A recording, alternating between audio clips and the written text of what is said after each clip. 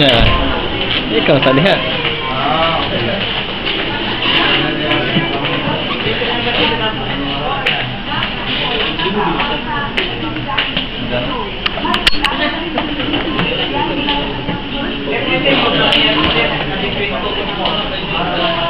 Ikaw pa dito wala mo kasi. Oh, ikaw sa niya. Eh human lang dere. Apil at Philippine Embassy. Ato. Program yung wedding.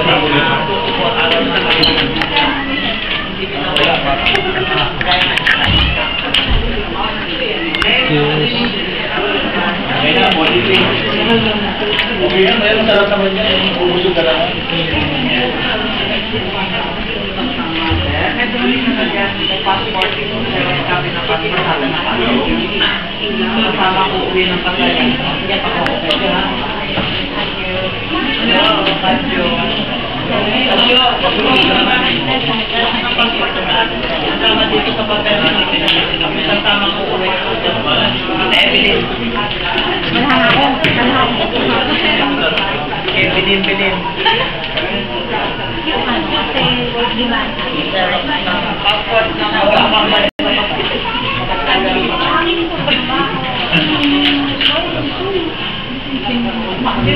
May mga ilakas sa pagkakin na yan, yung hindi pa nakapagita pa yan, hindi pa namin ipapagit niya.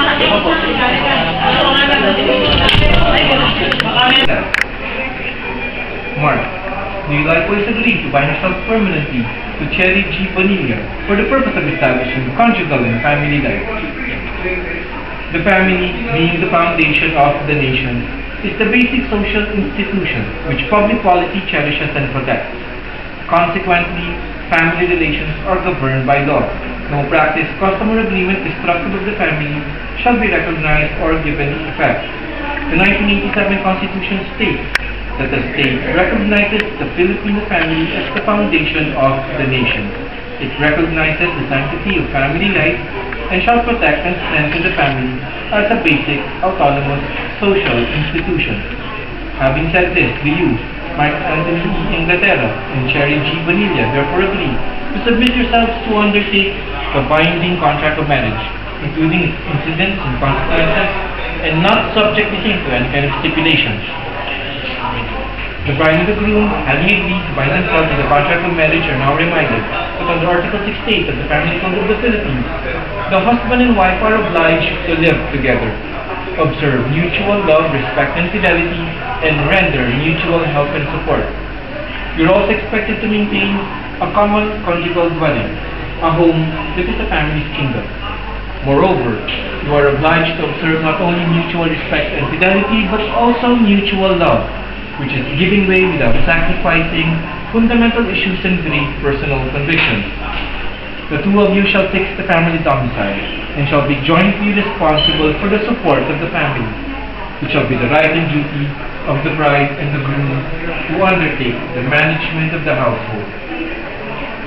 Having reminded the contracting parties of the purpose of this marriage as well as the rights, privileges, and responsibilities attendant to it, I now ask, Cherry, do you come here to the Philippine Embassy in Doha on your own volition and free will for the purpose of marriage to this man, Mark Anthony E. Inglaterra? Mark, do you come here to the Philippine Embassy in Doha on your own volition and free will for the purpose of marriage to this woman, Cherry G. Bonilla? Cherry, will you take this man, Mark Anthony E. Inglaterra, to be your lawful wedded husband, to love and to cherish, to have and to hold, for richer and for poorer, in sickness and in health, till death do you part? Mark, do you take this woman, Cherry G. Bonilla, to be your lawful wedded wife, to love and to cherish, to have and to hold, for richer and for poorer, in sickness and in health, till death do you part? Hawakan mo yung para sa bride at groom. Hawak na. O, maghanap tayo. Sige, hanap tayo. Susuot ang una yung babae kaliwa. Kalahati lang muna, ha? Eye to eye contact. Kung ano yung sasabihin ni Vice Consul Brother, sumunod ka. Pag natapos na, i-full mo na suot. Ikaw din, darling, mamaya dito. Kalahati din, hawakan ng kamay, eye to eye din, hindi nose to nose. Sumunod ka rin kay Vice Consul. Pag natapos, i-full tsaka kayo mag-about face. Tinatype mo ito dito. Ang galing na yun. Tinatype mo ito. Ah. Ito, hindi naman siya. Oh, sige. Ang hindi naman mapapalit. Yung may stamp. Pero meron na stamp sa bata. Wala pa pong binibigay sa akin. Sige, sir. Okay. Saan natin? Mark, tingin ka kay Cherry. Repeat. Sumunod ka sa akin. Cherry, Cherry, take this ring take this as a symbol of symbol my everlasting love and fidelity to you as my wife my wife and my partner and my for life. for life. Okay, pasok na yun. Cherry, ganun din. Kaliwang kamay, pang-apat na daliri, kalahati mo na yung pasok. Tumingin ka kay Mark, itita ka niya. Mark, Mark, take this ring take this ring as a symbol of as a symbol of my everlasting love my everlasting love and fidelity and fidelity to you to you as my husband as my husband and my partner and my partner for life. for life. Okay. Hindi ata sa'yo. Hindi para sa akin. Okay. By the powers vested in me by the government of the Republic of the Philippines, I now declare you husband and wife. Kami na kiss together. Congratulations. Congratulations. Okay.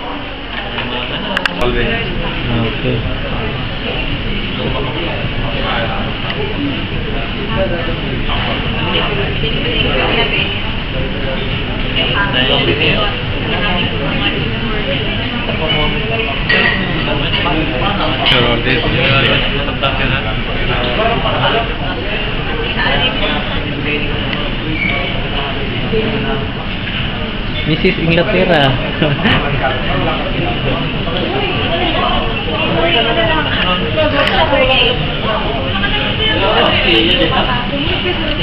Tapos pag-cover niya. Video. Tapos man, minsan.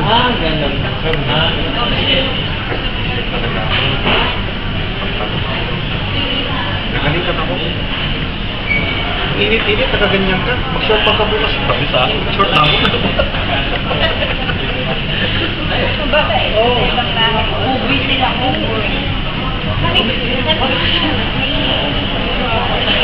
Nananas ng kamera.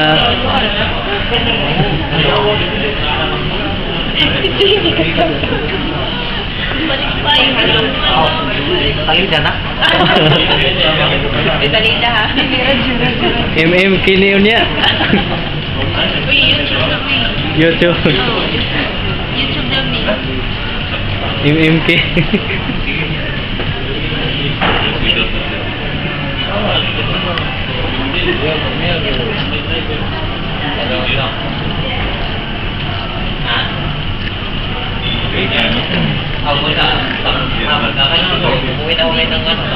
Ay. Hello?